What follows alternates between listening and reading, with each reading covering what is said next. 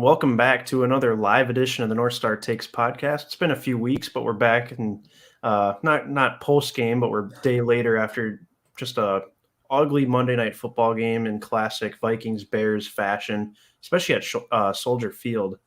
Vikings win 17-9. Just a ugly performance all the way around. I mean, the defense looked okay, but that's because the Chicago Bears might be the worst offense and one of the worst offenses for sure in the history of the NFL.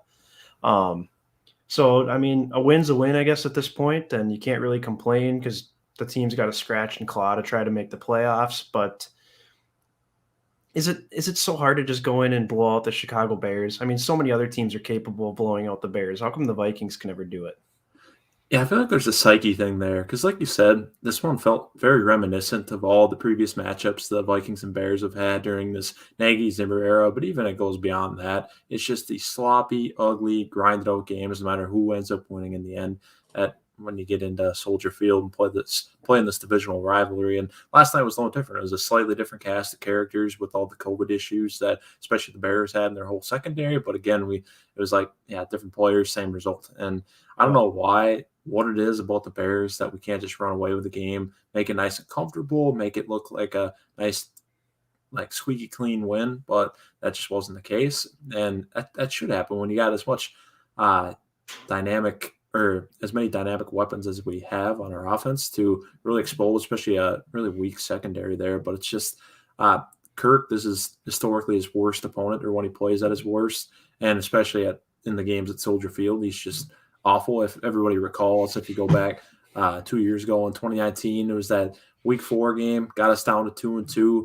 Kirk, that was probably the worst I've ever seen Kirk look, I would argue, even more so than that 3-pick game against Atlanta last year. I think that one was horrible, and he could literally do nothing, evade no one in the backfield when guys like Akeem Hicks, like he always eats against us, but every time they get in the backfield, he just folds like a lawn chair, and it's frustrating. He doesn't make any plays. His throws are off because he gets rattled right away, and it's just over for him. So the only way we win is if we can run the ball, and their D-line is so stout, we usually can't do that. But anyways, the point I was going to make here is, if you remember 2 years ago, that was also after a piss-poor Bears performance or game against the Bears. Then you got Stephon Diggs checking out and being like, I'm done with this. That's when he skipped those practices and was really fed up with the organization because of the direction we were going in as far as not being able to throw the football and not being able to get Diggs his. So Exactly. I think that it's sad that we're still sitting here 2 years later. It feels like it's just a reoccurring problem. And I don't know why we come out last night and just pound the rock with Theilen, even though he's a little bit banged up, still 28 carries, right up the gut. Let's just hammer it home. And it didn't work in any sort of great efficiency because it never does when we play the Bears. But like you said, that Bears offense was so abysmal that we could still escape because we did just enough, got enough of the help from the officiating, which I can't remember the last time we got that many favorable calls in any game we played. So it's kind of a weird feeling there. And then also just ineptitude on the Bears coaching staff, like Nagy, just worst coach in the league, inevitably going to get fired. It's just he's a sitting duck.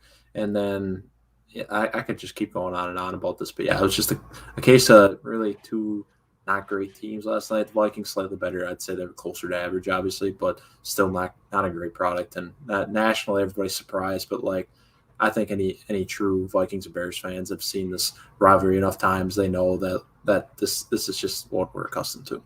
Exactly. And I think I saw today there was a tweet saying this was the most watched Week 15 Monday Night Football game ever, which, What? I mean, that's very specific, but at the same time, it's hilarious that it is really a Vikings-Bears matchup. I mean, maybe it's because it's right before the holidays. I don't know. But I think it coincides with it being on ABC this year, too. I think that Monday Night Football, when ABC hasn't had like a TV show, some reality show, holding that slot on Monday nights, I think they slide Monday Night Football in there, and I think this might have been the first or second week with that lately. So I think that could be part of it, too. It's just on digital antenna TV, but yeah, absolutely. So, and like you said, I mean, Matt Nagy just made a complete fool of himself last night. I mean, getting in the ref's face. I mean, rightfully so. The Bears did get hosed on a lot of calls, but spiking that challenge flag. Exactly. Some of the theatrics on the sideline. He got a penalty for an unsportsmanlike towards a referee, and the ref came out after the game, basically said, like, I can't repeat what he said, but he crossed the line. And I mean, if there wasn't a nail in Matt Nagy's coffin before, it's definitely there now. I mean, Yeah. just a complete no-show for the offense on Monday Night Football. And the Vikings really tried to give Chicago this game. I mean, we did absolutely nothing on offense, specifically in the second half. I think Kirk maybe had He had a couple completions. He had that touchdown pass yeah. to Amir, and then he had a first down on a third down late in the game to Jefferson that basically ran down more of the clock. And so he had what, like maybe 15 yards or something in the second half? It Like was something like that, something ridiculous, because he only ended up with 87 for the game. right. And I mean, so he was 12 of 24, which is not good. And the offensive line was not great. I mean, overall, I mean, I was surprised to see the PFF grades this morning, but Ezra Cleveland and Christian Darrisaw They had good graded games, out actually. really well. Yeah. Probably mostly for their run blocking, but then you got Bradbury and Mason Cole ranking in the bottom 3 on offense, which comes to nobody's surprise. I mean, those two struggle, and you just knew with Akeem Hicks coming back that was going to be a tall task for those guys. It always happens. I know Akeem Hicks has been out for 2 months, but it's like he didn't miss a beat when he came into this game. He had his season personal best, of course, PFF grade in a single game. With I think he graded out over 90, but I think everybody could have told me that was going to happen. But Yep. Mason Cole alone allowing 6 pressures. But then, like you mentioned, we still had some bright spots in the offensive line with Darrisaw and Cleveland, because Darrisaw ended up grading out better in this game than he has in any game in his career so far. Obviously, this is his rookie season, but still, that's encouraging. Although he allowed 2 sacks, but his run blocking grade was 91.6, which that's a very stellar mark. And then you got Ezra Cleveland. He still hasn't allowed a sack since week 1. And he graded out at 88. And I think even his pass blocking was also in the 80s too. So, like, he's clearly not at fault. But it kind of goes back to the adage that no offensive line, you'd rather have 5 average guys than having 2 really good ones, maybe a guy in the middle, and then 2 bad ones, because the defensive line will just expose you for your bad ones. That's exactly what happened last night. So you still have to fill all the holes in your offensive line, which can be a tough thing to do. But clearly it's Bradbury and Mason Cole aren't the answer, because they're going to have these games where they just cannot handle interior defensive line play like this. And it's going to get even worse when they play the best interior defensive lineman possibly in history next week with Aaron Donald from the Rams. Yeah, I don't even want to think about that. We're going to be at that game, and that's going to be rough to witness in person. It's going to be super frustrating, I think. But to your point about like the interior being rough, I mean, Cleveland obviously is doing a good job, but I feel like it's harder to have when your interior guys are struggling. It's harder to help them out because basically you have to bank on a running back to step up and block. Whereas if you have a tackle that's struggling, you can always have a tight end out there to chip, stuff like that. So I feel like, the weakness of this team being the center and the right guard is not very helpful, considering that there's not a lot of ways you can really help in that area. That's a great point to bring up, Bailey. I think that's really good football analysis there. I think when you consider tackles, you can help them out all day long. The tight ends, you always get a nice chip from whether it be a tight end, a running back, whatever it might be. And the running back's only going to be able to help out if there's like a blitz coming in. But otherwise your guards and your center are kind of out on an island. So really it's up to them to go out and make their plays, make their blocks every single time. And with these guys, you just can't trust it, because these literally are the weak links on our team. So you could argue that might be more important than having good tackles. But then again, if you have bad tackles, then who knows? That's where usually the best defensive linemen come from in the league. All the premier edge rushers and guys that get paid the big money. So there's obviously arguments made for both, but that's clearly a need we're going to have to address in the offseason, whether maybe we have an option in-house that like Wyatt Davis that we're just not playing for some reason, and whether that be just because he's a rookie and we don't want to play rookies, or whether maybe he just can't play, and then it's on the GM to identify a talent better with a day 2 draft pick. And then you could also entertain signing a guy. The cap's going up, which is great, but I know we have a lot of guys we'll have to re-sign, including, working out whether you want to bring back Danielle Hunter or not. I think that's definitely a conversation on the table that would cost you a lot of money. But again, with the cap going up as much as it is, and then the big domino to fall first still is just Kirk's contract, and if he's going to be a Viking next year or not. With the way things are trending, I'm still not thinking he's back, just because we're still mediocre. Last night he got his 58th career win to get himself back to 500 in his starting NFL career. 58-2. Woohoo! 500. Let's go. Yeah, and I was just going to bring that up to you. So that we haven't done these post-game shows in a few weeks here. I've been gone. We've both been busy, but in the month of December, we've played 3 games. We lost to the Lions. We got out to that amazing start against the Steelers. We were up, 29-0, I think? Yeah, 29-0 in the third quarter. And then they won 36-28, so like they almost blew that game. Yeah. And then this game against the Bears, and it's been 3 not so very good games by Kirk. Like I don't want to be too picky because like the Steelers game, the offense put on a show, even though it was mostly Dalvin Cook. The Lions game, I think Kirk's numbers ended up looking okay because we kind of had to come back.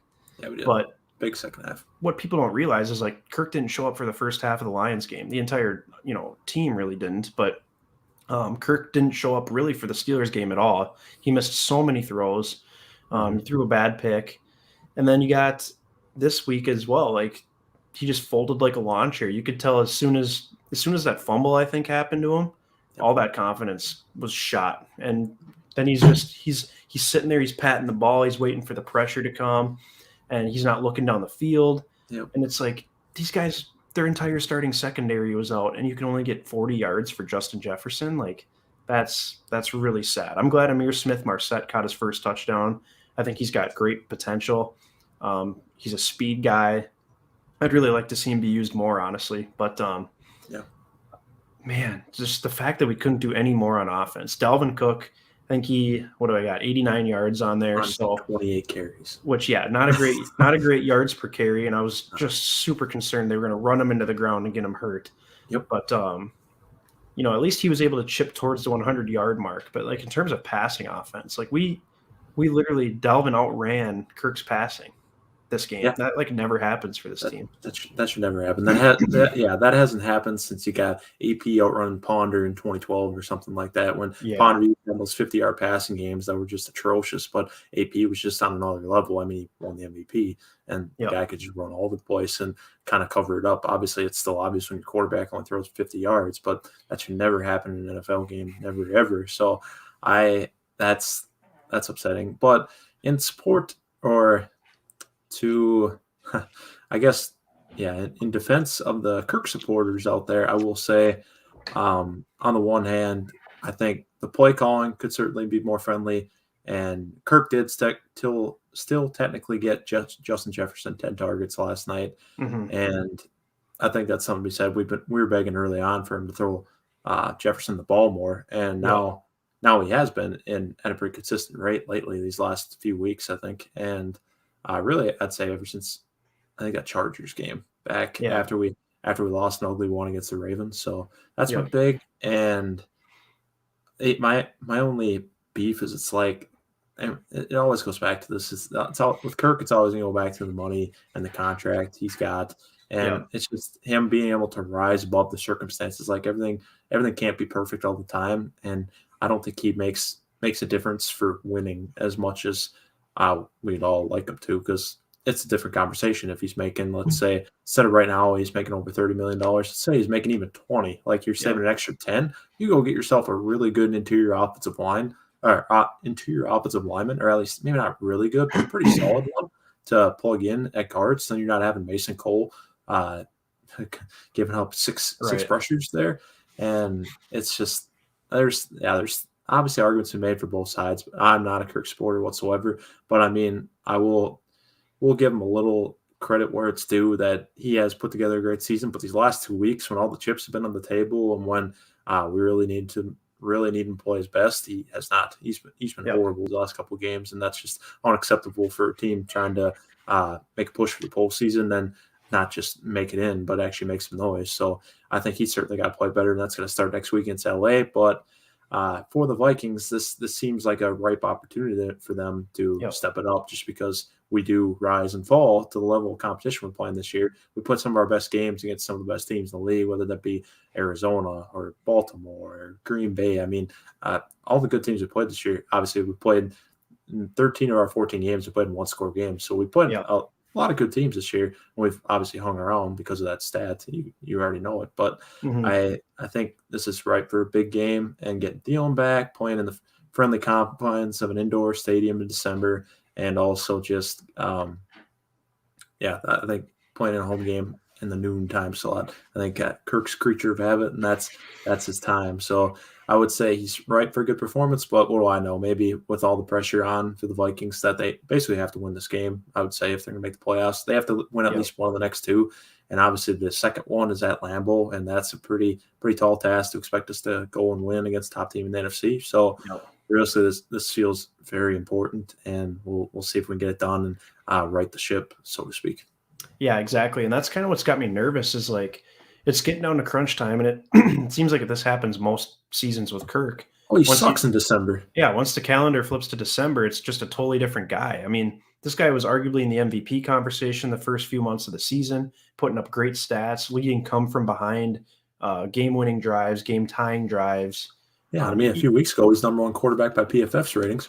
Exactly. And it's like as soon as the calendar flips to December and it's crunch time, it's like, he just tenses up and he lets the pressure get to him. And for me, like, yeah, okay, the money, I agree with you. If he was making 10 million less, we could go get a right guard, like we've been talking about for the last 3 seasons. But for me, it's truly not even about the money with him. My main thing is, and granted, I know this doesn't always work out for every team, but you see half these teams across the league that have these young, exciting quarterbacks that are changing the game with how they run and how they throw. Yes. Innovative offensive minds that are coming up with creative play calling, creative scheming, aggressiveness. John Harbaugh's going for it on 4th down like every single time now. I love that. He's going for 2 every time. Like, I mean, this guy is going all in on the analytics, which I'm not advocating for that because I do think there's a human element to football as well. But at the same time, it's like we're stuck with Mike Zimmer and Kirk Cousins who want to run the ball. They want to run the ball 30 times a game. They want to play defense, even though the defense sucks this year. And maybe Kirk doesn't want to do these things. I don't know. But these last 2 games, he's not really making a case that he should be running an air raid offense either. So that's kind of my thing is it's not even so much about the money with him. It's just the fact that we've had him for 4 years. We've kind of hit our ceiling, and I'm just ready to see something else personally. It's nothing against him. I think he's a good quarterback. I think he's one of the best quarterbacks in franchise history just by default. But, I'm ready to move on because it's the same thing every year, whether it's his fault or not. And if you're going to fire the coach, it's a prime opportunity to explore other options at quarterback. And that's really my main deal is, he's good, but he's not good enough. And this team has pieces and young pieces where you can kind of retool / rebuild on the fly. Maybe you're out of contention next year, but the following year, if you can get a solid young quarterback in here, whether it's Kellen Mond, whether it's another guy you draft, I don't know. I think the potential for winning is a lot higher in a scenario like that than maxing out where we're at now with Kirk Cousins, an aging defense, and an offensive line that 3 or 2/5 of it always sucks, Yeah, I totally agree with that. I think that's a good point to bring up about Kirk and just want to see something different because realistically, you can't take away from him, like you said. I think that's fact that he's probably at least probably top 3.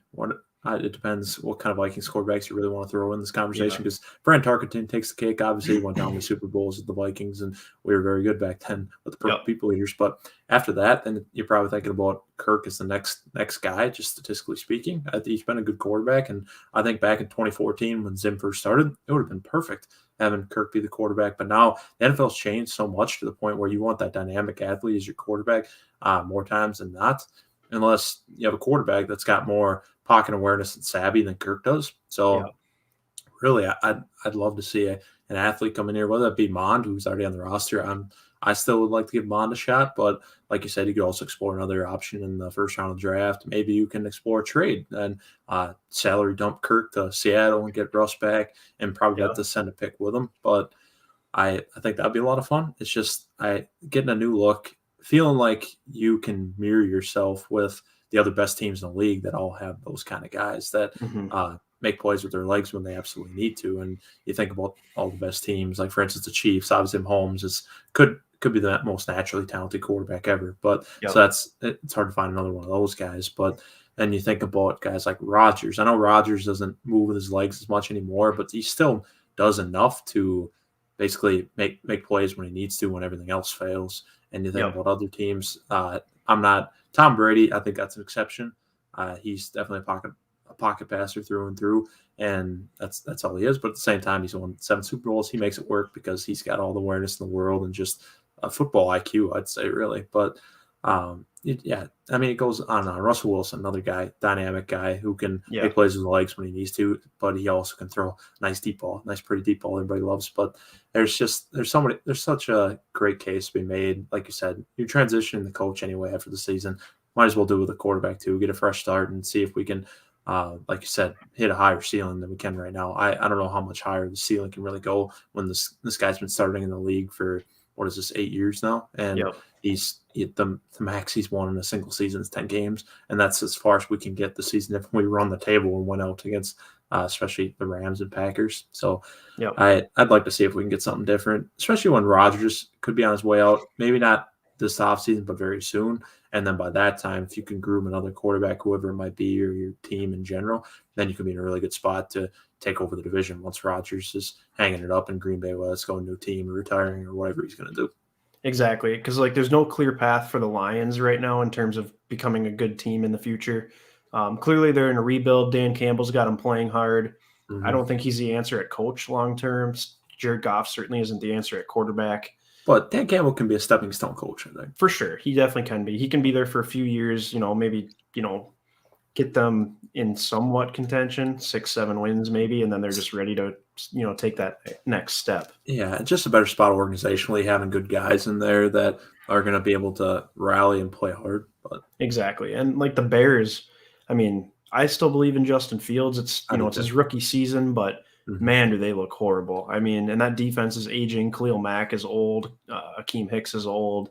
Mm-hmm. So their better players are getting older. But we got our guy Sage back here. It's been a while since we've had Sage on the live stream, but he says he's watching the Rams game and Zim has Stafford's number. What are your thoughts on that? I mean, obviously with the Lions, that's very true. I mean, Zimmer owned Matt Stafford, but Stafford actually was able to get us a couple times. But I mean, I don't know if you can really compare the two just because of all the weapons the Rams have and their offensive scheme. Yeah, it's hard to say for sure. I think he's right. Like you said, Zim has a great record against the Lions. Well, Stafford was there, and I think the last time we lost the Lions was the pre-Kirk days, actually, before this last one. Now, obviously, Stafford wasn't there, Yeah.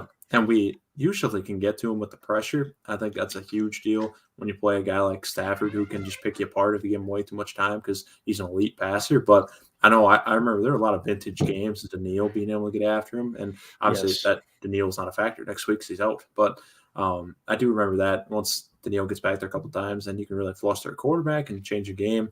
And I think he's kind of right that Tim has had Stafford's number, but I think it's a whole new game now going against Sean McVay, Cooper Kupp, all those guys that got there, OBJ. I mean, it's a pretty dynamic team, really forward-thinking team that can throw the ball over the yard if they want to, and especially when we got a secondary that I don't feel great about, that can be I'd say, recipe for disaster. So I don't really know what to expect next week, I guess, because on the one hand, it's like I think it feel like Stafford's tendencies, you've seen him enough times, but on the other hand, it's like this is a much better situation for him than it ever has been. Easily, it's night and day. So Yeah.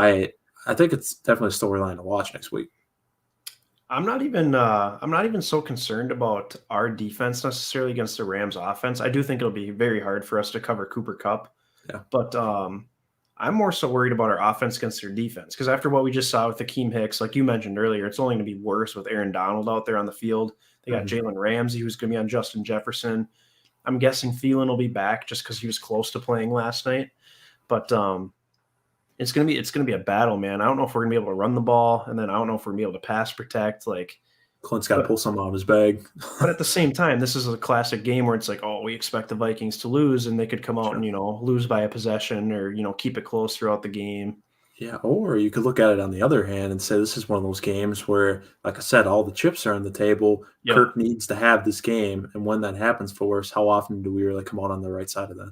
Exactly, and depends what the mindset is in the locker room. We have no idea because I feel like there's a lot of different personalities, a lot of different agendas there. So it's really hard to say what the consensus is there when we go into a game. Like, how fired up are we? Can we get up for a game like this and come out ready to play? I couldn't honestly tell you at this point. So I it remains to be seen. And like you said, getting Thielen back, that'd be a big step forward for our offense. That would help a lot because, like you said, I'm sure Jalen Ramsey would probably shadow Justin Jefferson, and then beyond that, somebody else got to make plays. And I don't know. I feel like we get Osborne more factored in there, but that could be a Yeah. byproduct of the play calling. Maybe that's Kirk not looking his way enough, but instead he's just going Conklin the whole time. Which, don't get me wrong, I love me some nice Gronklin, but at the same time, it's not like we should be going to him every time he gets on one-on-one. I think you definitely should keep a defense honest and get him his share because the guy is a pretty solid tight end, but at the same time, it's like I feel like you'd rather put the ball in Osborne's hand to make a play because this guy is very dynamic on his own.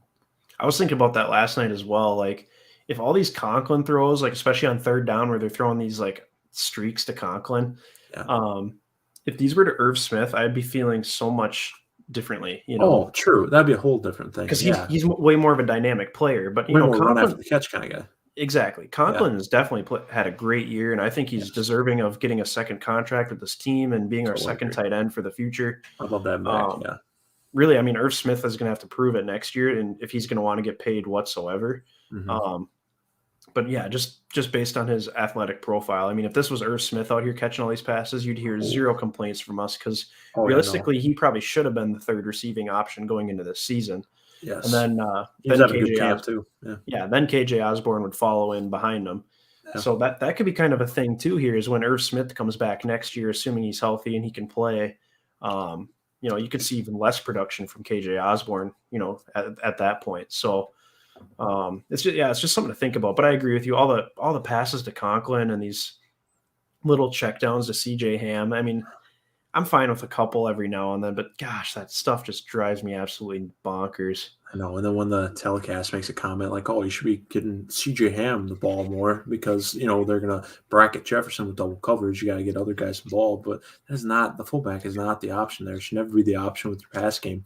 I think obviously that's a nice check down to have when Ham can make plays with the ball. Don't get me wrong. Like, this guy can truck people. He has good center balance and everything. But at the same time, that shouldn't be like a feature, like draw up a play for this guy or anything. So that's exactly. I do not agree with that analysis. I think you got to look farther than that at the rest of our skill position players that we have. I mean, you could definitely get Nwangwu more involved than we are because this guy's super fast. I don't think we have unlocked his full potential nearly yet. And no. I can factor in a lot more offense. He had a few carries last night. He had 33 yards. This guy can just shoot through a hole. Exactly. And I think you could also probably set up a screen game for him or something. I don't know because once you get the ball to him in open space, dude can fly. So I don't see why we can't incorporate that a little bit more too. Exactly. Sage has another comment here, and I was actually going to bring this up as well. Sure. DJ Wonnum coming into his own, and he says the Rams O-line is not looking that great. DJ Wonnum, I think we need to talk about him a little bit. Granted, he's got 6 sacks on the season. Half of them came last night. Mm-hmm. 4 of them have come here in the month of December. Mm-hmm. But, I mean, he's playing well. He's finally tied for the team lead in sacks, which Danielle Hunter had before he got hurt. And I don't know, like if this guy, if he can finish strong here and maybe finish with like 8 sacks or something, I mean, that's a pretty good season from a rotational player. I mean, he was the starter going into the season. He lost his job to Everson Griffin. Yeah, he wasn't getting that many snaps there for a while, though. So that is impressive to get to 6 here. And like you said, if you get up to 8, where he's getting basically 1 every other game over the course of a full season, I think that's a good mark for him to hit. I think that's significant growth from where he was at last year. I mean, he had 9 pressures in the Bears game, which that's ridiculous. If you compare that to the other even elite edge rushers in this league in a single game, that's nuts. So I think this is very exciting. I think this is huge for this team. I think it kind of flies under the radar more than it should.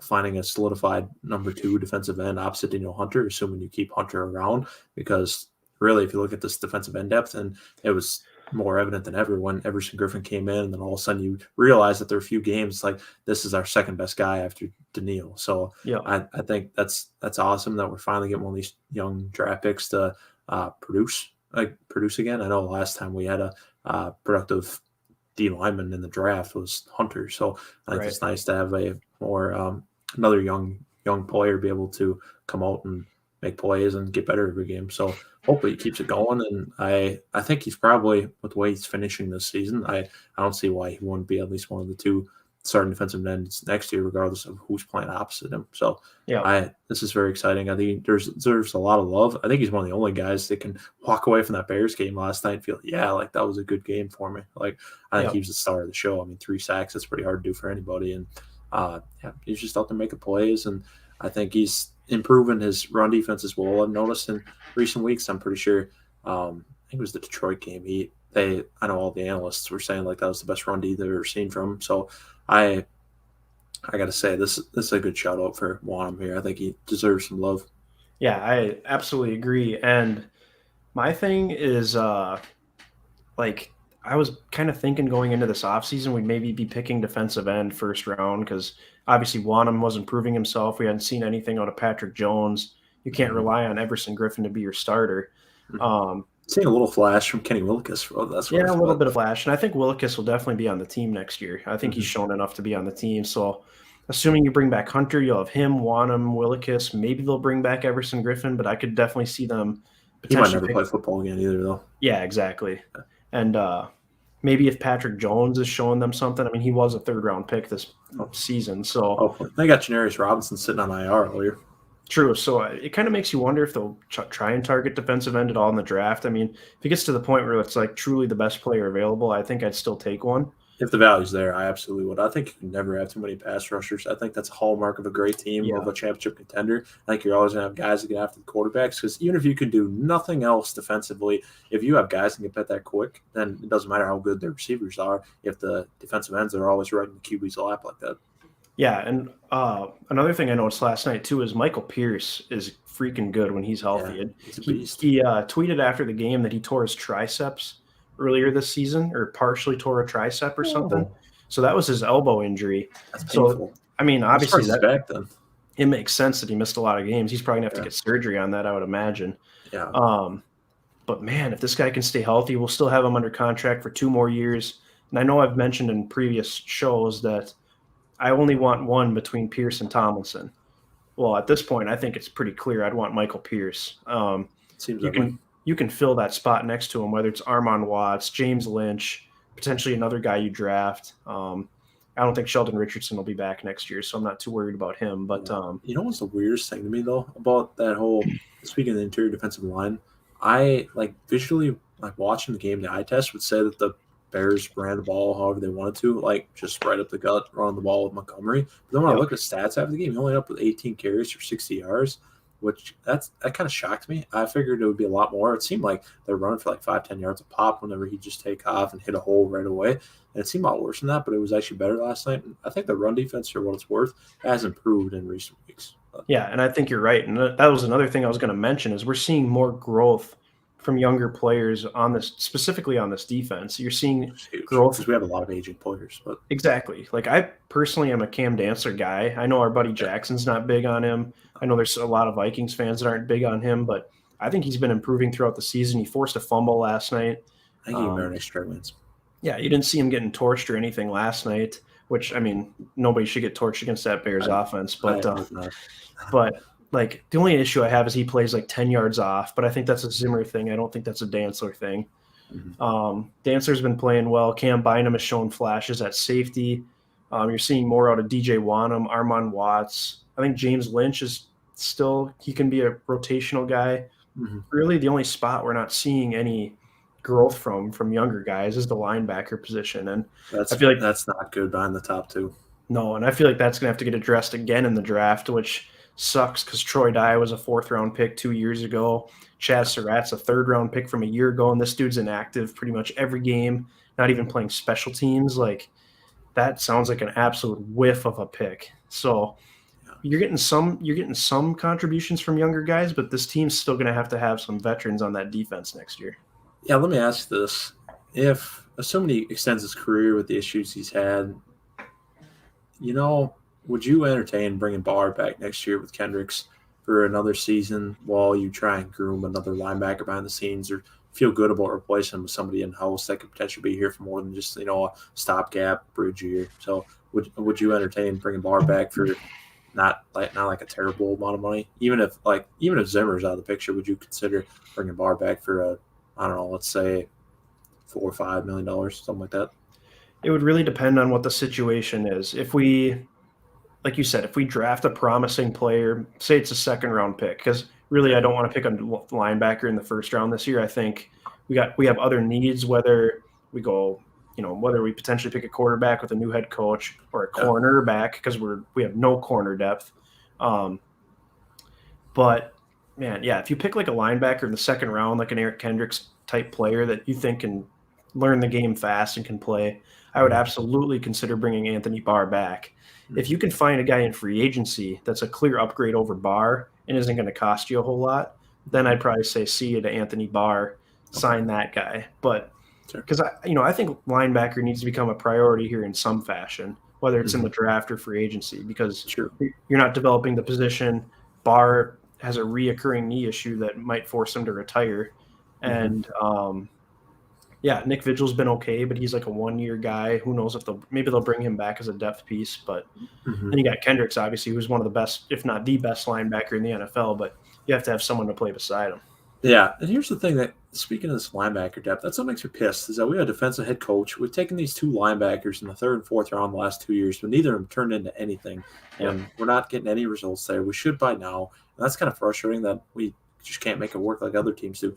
Like, I'm telling you, go look or besides Micah Parsons, who has been fantastic this year, by the way, not taking anything away from him. I think it's also a hard player to come across in every single draft. But Definitely. I would say beyond that, go look up any of your favorite linebackers in the league. I guarantee you at least 80% of them were drafted in the second or third round. I mean, go look at, what is it? Fred Warner, he comes to mind. He's one of the best ones. Kendricks on our own team, he was a second-round pick. And then you go to, I think, Bobby Wagner was a second-round pick once upon a time. I mean, seriously, go look them up and down. Go look at these linebackers. I guarantee you a lot of them were second and third round picks. So it's like that's not a first round priority. So I don't know why we haven't turned any of these guys, these mid round picks, but not really late picks, into some like suitable player. Like they don't have to be fantastic. Like they don't have to go to the Pro Bowl and whatnot. Just be serviceable, where they're not a liability on your defense and can like make plays when they're there. But we just haven't done that, and that's really frustrating. Well, that's like, I don't get the Chaz Surratt pick, because you pick a guy who's 24 years old. He's a converted quarterback. Yeah, he played quarterback his first couple of years in college and then converts to linebacker. And he played there for like a season or two, Yeah, this guy's got basically no experience at linebacker, but you pick him because of his raw ability. But this guy can't even see the field on special teams throughout an entire season. I mean, this is a third-round pick that's collecting dust. Not to mention you have two other third-round picks collecting dust. One's a quarterback who you're developing, which is fine. Whatever. He still should be backing up Sean Mannion, but I can live with that one a little bit more. Exactly. And then you got Wyatt Davis collecting dust, which just makes no sense to us. I mean, the guy's either absolutely horrible at football, or this coaching staff's extremely stubborn, or he doesn't fit the scheme or whatever, which is garbage anyways. I hate that. I mean, if the dude can pass block, he fits the scheme, okay? Like, yes, I know, because that's the whole point. We keep trying to bolster the line, because it's not because we're trying to improve the run game. Like, our run game is plenty good when Dalvin's back there, but it's just protecting Kirk. So, like, if he can pass block, he can pass block. Why is he not playing? Yeah, that makes zero sense to me. So, yeah, I don't know. Like, we're getting some production out of our younger players, but this is kind of a conversation you and I were having last night as we were watching the game too. It's like, I think Rick, if he's going to stick around and be the GM, his draft strategy needs to change. Enough of trading back to collect more mid-round picks, because what do we do with them? Nothing. Yeah, it's great. He takes this record amount of players every year, but it's like, well, where are these guys now? Are they sitting on a practice squad, sitting inactive, not even on the team, on somebody else's practice squad? I mean, they're not doing anything. So It's like, sure, he's going to hit on these once in a while just by sheer volume and odds. Like, you're going to hit on at least one of them. But at the same time, you have a lot better likelihood of hitting on picks when you take them higher in the draft and just keep your picks. Exactly. So that's the thing. Keep the pick. Pick 7 or 8 players in the draft instead of 15. But just pick better ones. You'll have a middle of the round pick in every round this year. Just stay there and pick a player, or even potentially trade up. Like, you can't trade back every year and get less value in the first round to try and pick up more value in the later rounds, because it doesn't balance usually. It doesn't balance out. So exactly, and that's really the main problem is, from every draft class, we're getting 1, maybe 2 guys that are true, really good players. We've had the occasional draft, like 2015 was a home run draft class. Yeah, those once in a lifetime though. Exactly. And, you get a couple guys here and there, and I understand it's not easy. But like all these 7th round picks, all these 5th round picks, it's like it doesn't do anything for us. So I don't know. I'm ready for him to change up the draft strategy. I know there's some other Vikings podcasts we listen to, and they're talking about, maybe Spielman gets a different role in the Vikings front office. I And didn't realize Rick is almost 60 already. I didn't either. I didn't realize he's that old. I mean, it does not look 60, but no, he doesn't. But I mean, if you think about it, I mean, he's been around for a long time here, and true, 15 years at the Vikings orb. Yeah, and 8 of them with Mike Zimmer. They've been tied to the hip, so it would make sense if Zimmer goes. Maybe Spielman doesn't get fired because the Wolves love him, but maybe he gets reassigned to a new position or something. Exactly. So Sage says he likes Blake Lynch, which honestly he is probably. It's probably the best among all the guys past the top 2, I'd say. Yeah, I mean, really between him and Vigil, it's probably a toss-up. But yeah, and I don't know, is Blake Lynch even a draft pick of ours? Did we get him off a practice squad? I don't even know how we got this guy. I honestly can't recall. I don't think it was a draft pick. I think this might have been undrafted free agent, or like you said, we might have claimed him off somebody's practice squad. I think we acquired him last year at some point. Like I think I remember him playing a little bit last year. We had all those linebacker problems, and everybody and their dog was hurt there. But I think that's when he came in. I just don't. I can't remember if he was another one of those waiver claims like Todd Davis was last year. Yeah, that's a good point. I guess I don't know exactly what the story is, but yeah, I don't mind having him. He's a decent depth piece. He comes out of nowhere and plays better on 3rd and 4th round picks. But exactly, but that's the problem. Is a guy like Troy Dye just does nothing. I mean, he plays. I think he's a decent special teamer actually, but which I mean, I'll take that. That's what. Yes, but like he just doesn't look like he even belongs when he's out there on defense. He was in for a couple play, or he was in for a play when Eric Kendricks got tossed last night, which was a horrible call. I mean, it was a penalty, but the ejection is ridiculous. Oh, Scott Novak and crew. Yeah, but which I think we got to get Krenzy on here at some point and give us a ref breakdown, give us a power rankings or something. Because I need that. Everybody's complaining about officiating this year. I feel like at this point of the season, every year I feel like everybody does, but this year it just feels a little bit more. I think when I scroll through Twitter, look at all the people complaining about it, I think it's very real. Yeah, if you're a NFL ref hater or you can't stand the refs, go give Crimson Chin a follow on Twitter because my oh my does he blast the referees. So yeah, it's a fun account to follow just because we know his passion for hating the refs. So Sage is telling us that Blake Lynch was undrafted out of Baylor. I forgot he is a Baylor guy too. So both our Lynches are Baylor guys. Good point, Sage. Yeah, no, now I remember. Now I remember why we got him, because we drafted James Lynch last year in the 4th round. And since last year, there wasn't a ton of tape on all these guys that you would sign as undrafted free agents. Rick basically went to these draft picks and these guys he watched, evaluate and end up drafting. Like a guy like James Lynch out of Baylor, who was Defensive Player of the Year in Big 12 a couple years ago. So while you're watching Baylor, then you see this other guy on tape, and you're like, oh, this guy's pretty good too. He could be worth a flyer. And like all these people know each other, so then they can vouch for him. And that's right. Yeah, Blake Lynch. I think that was one of our undrafted free agents in 2020. Now that I think about it. That's pretty crazy. I didn't realize. I never heard the story that Rick basically asked these draft picks, who else, do you have any teammates or anything that you think is worth a shot? That's crazy.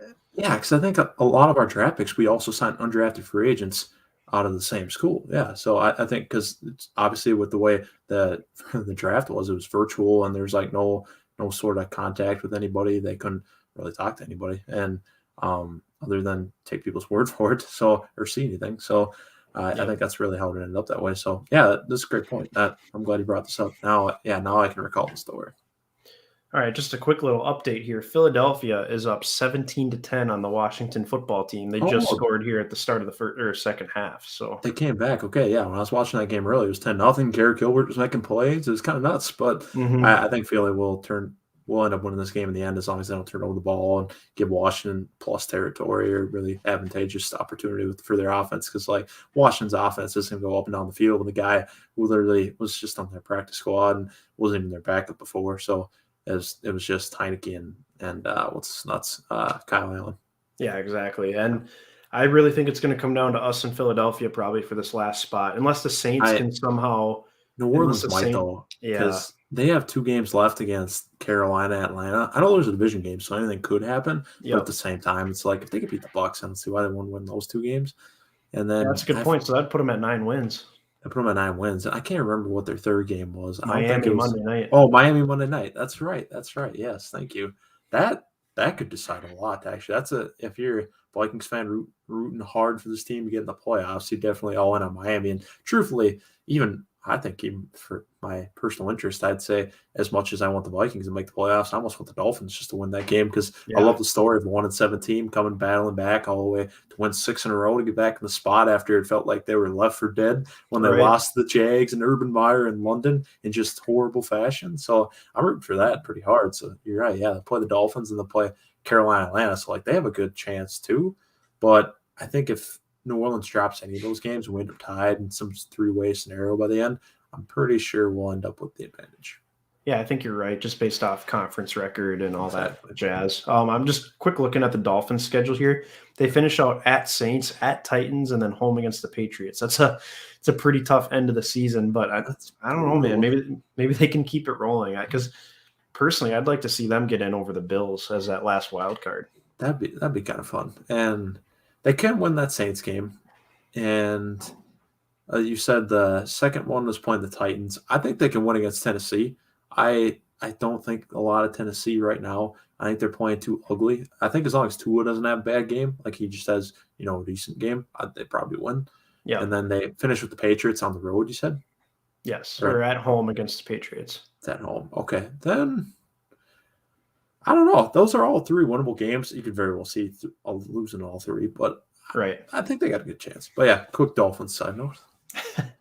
I mean, you got to find these other teams you can pull for when the Vikings are just so disappointing. And in a vacuum, like the Vikings are 7-7, and they're right there in the thick of it. But as we've stated many times, our expectations for this team, especially going into this More than season, this. We are deserve way more than higher. this. All the fans out there everywhere, whether you're a Kirk Stan or not, or whether you like Zim or not, wherever your allegiances might really be, we all deserve better than what we're getting in a 500 team. We shouldn't just be trying to scratch in the playoffs. We should be going out there and winning 10, 11 games and contending for divisions. Even if we don't end up winning it in the end, it's like I can walk away from a season where we won 10, 11, 12 games or something like that and be satisfied. Yeah, at least we made a run at it. Like if the Yeah. Packers end up going 14-3, well, yeah, But they that's deserve to tough win to the beat. Then division. whatever. Yeah. Take So your losses, and that's all right. But yeah. So Sage also points out Bills are not looking good. Dak looks shook. So let's kind of talk about that yeah. going off of Dak. What would your ideal matchup be? We're going to be the 7 seed if we make the playoffs. So who would be your ideal matchup, assuming the Packers get the 1 seed between Dallas, Arizona, and Tampa Bay? It's easily down to Arizona, Dallas. I don't want any part of Green Bay or Tampa Bay on Wild Card Weekend. That's not going to be a win for us. I mean, obviously we could pull some out of our hat, but it's like you'll probably end up playing the other team. Then on divisional weekend, you're going to win 2 in a row like that. And so really, it boils down to Dallas and Arizona, which currently, as it sits right now in this very moment, we'd be set up to play Dallas and on Wild Card Weekend. I think I can live with that. Mhm. Albeit we lost at home against their backup quarterback, so that doesn't really inspire a lot of confidence. But at the same time, their offense is really sputtering right now. If they can't get it together, I'm kind of looking for that matchup for us. I think we could do something with that. But then you could also think of Arizona. We could go back to Arizona, the same place where realistically we won a ball game and all played them this year. Yeah. Week 2, albeit that was a long time ago, so things have changed a little bit. But actually, I think Arizona's gotten worse.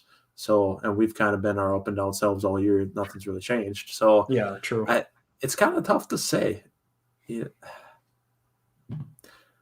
I don't know. I guess I would have to lean towards. I'm gonna say I'd rather play Arizona. Okay. Actually, I'm gonna say Arizona just because it was clear and obvious we could have won that game on the road in the same environment and everything.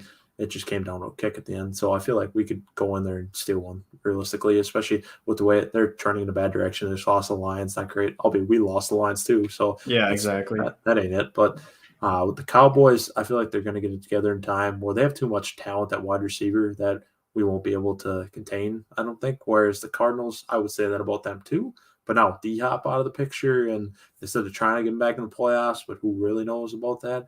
And then, what is it, AJ Green, Christian Kirk, and Rondale Moore. Rondale Moore can be a bit of a difference maker just because of his speed. But really, I feel like we can play with that team a lot more. But personal preference, I guess. But then you also got to factor in Kyler Murray being able to move, make plays with the legs, extend plays, and stuff like that. Yeah, exactly. And I don't necessarily want to discount the Rams yet either, because I think they could True. still they could could still win definitely that steal the division. division. Yeah. So then that would create another tough matchup between. Good point. Because So, I and personally, we'll I learn fear a lot the. about. What are you saying? I was gonna say I fear the Rams more than the Cardinals. I think at this point. I do at this point in time too.